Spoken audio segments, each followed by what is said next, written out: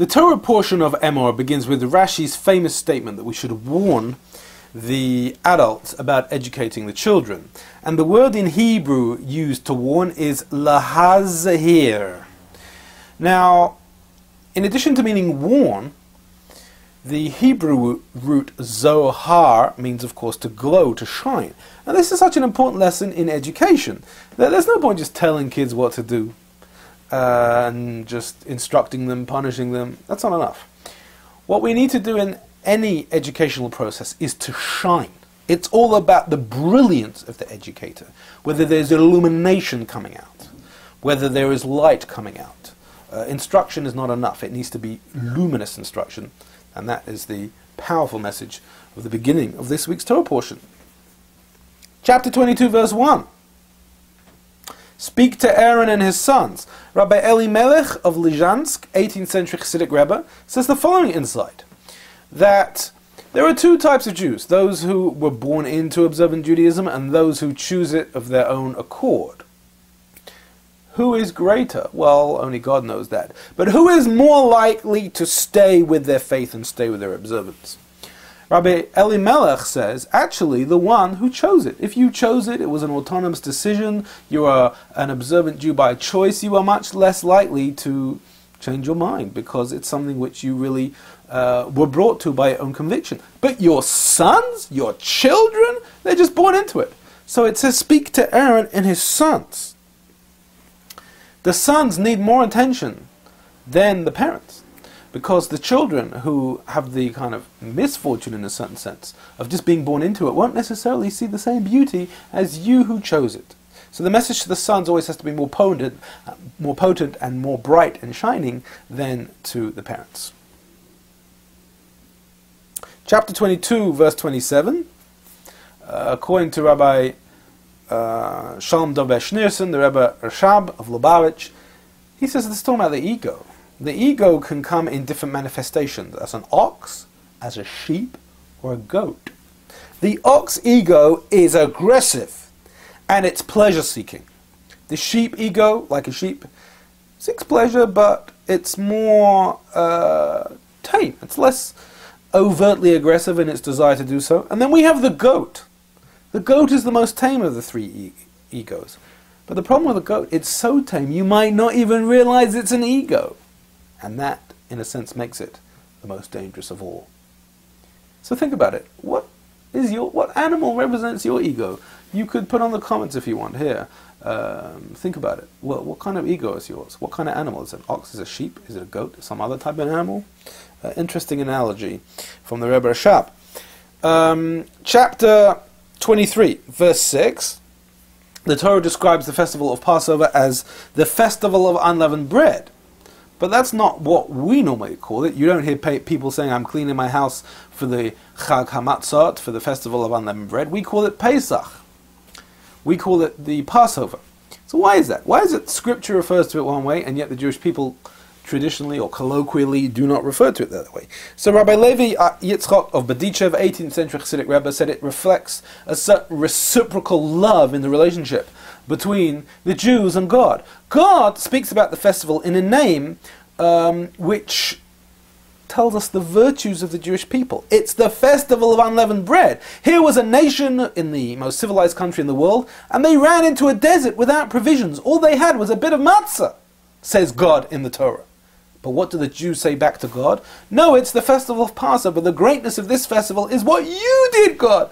You skipped over the houses of the Jewish people and didn't make them suffer in the plague of the firstborn. And that's the way that the Jewish people reflect their love back to God. So there's a beautiful kind of romantic flow of affection here in the names in which the festivals are referred to. Chapter 23, verse 15. We read the mitzvah, the commandment of counting the Omer, which is between Passover and Shavuot. We have this daily count of when is the festival of Shavuot going to start. 7 weeks. What is the point of that? So there are many reasons, of course. I'm going to go straight to the mystical reason. And that is in the name itself. Usafartem, you shall count. Can also mean sefirah, like the word sapphire in English, can mean to glow, to shine. This is a process of making ourselves shine. It's a process of discovering your power, of rediscovering your majesty, and becoming the real you who you're supposed to be. That takes time. It's not an overnight process. We're dedicating a period of 7 weeks to it. And if you look at the Kabbalistic guides to how to count the Omer, which has many been published, and you can look on the internet and find it, they tell you each day different character traits to work on to become the greatest you that you possibly can. And that's what it's all about. This is the time when you learn how to shine. Sephirah. Chapter 24, verse 16. I'm going to tell you some bizarre Kabbalah now. One who blasphemously pronounces the name. This is the prohibition of blaspheming God. But the word to blasphemely pronounce in Hebrew is neikev. Neikev Shem Hashem. And neikev can also mean pierce. Nekavim are holes. One who pierces the name of God. What does that mean? So, we need a bit of Kabbalah to understand that. You see, in the Kabbalistic world view, there's a whole stratosphere up there. It's not just God and man. You know, the God of Maimonides was this distant God we know nothing about that just somehow controls the universe and created it and interacts with our life. But there's not a lot in between. We don't speak about any spiritual manifestations, about any godly worlds in the rational Maimonidean system. In the Kabbalistic system, that's exactly what we do. If you ever open a Kabbalistic text, you will read about layer upon layer of manifestation, and everything that you're doing in this world is affecting that spiritual cosmos. There's a reciprocity between our actions and the health of that spiritual organism, which is not God himself, it's his emanations, it's his flow. Divine names, the reason why we have these holy names, which some of them you can't pronounce, and you definitely can't say them in vain, is because they represent something in the spiritual stratosphere up there. Now, some of these layers we want to be permeable, and some of them we want to be semi-permeable. We want the right flows to come down, and we want the unhealthy ones to be shielded out. And that is why there is a danger in piercing the name of God. We don't want the spiritual membranes that are up there that are supposed to be protecting us from certain unhealthy revelations. We don't want them to be pierced, because then the flow is going to trickle down in the wrong place. So the Torah uses this very bizarre and very obscure language of piercing the name of God, says the Kabbalists, to depict how the flow is coming down from up there and reaching this world in the Kabbalistic system. Spiritual insight. Emor, there are many words in Hebrew to say speak. Emor means speak softly. Speak to the children and educate them. Speak softly. Why speak softly? Because a teacher needs to bond with his or her students. Giving that student the feeling that here's a teacher who cares whether the student understands the material or not.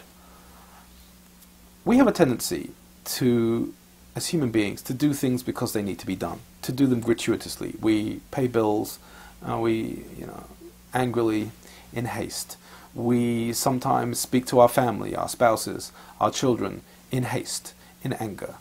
And the Torah is telling us that life is about softness. One of the most important character traits that we can maintain is the dignity of our softness, the ability to always be conscious of connecting with other human beings. Because just think about it. What is it? What are the uniqueness of being human? What can we do as human beings that no other organism or no other creation in the planet can do in the same way? Yes, ants connect in their nests, and birds connect with their children. But there's a special quality about human friendship, about human bonding, about human discipleship, which does not exist anywhere else. So as you pass through life, as you pass through the week, remember that. This is the Parsha, the Torah portion of speaking softly, of bonding. Make sure every interaction, even when you're paying at the checkout of a store, you can achieve some bonding with that person you're talking about. Even if someone just calls you up on the phone for telesales, you can make that encounter, which was predestined since the beginning of time. You can make that an encounter of bonding, of appreciation, or you could just let it slip through your fingers as something which you deem to be meaningless. But that's not what it's all about. I'm trying to bond with you now. I'm just talking to a camera, but I'm doing my best to connect. You took the time to watch this, so I'm going to take the effort to show my appreciation. Try and bond. It's an important spiritual exercise, and please join us next week for Torah in 10.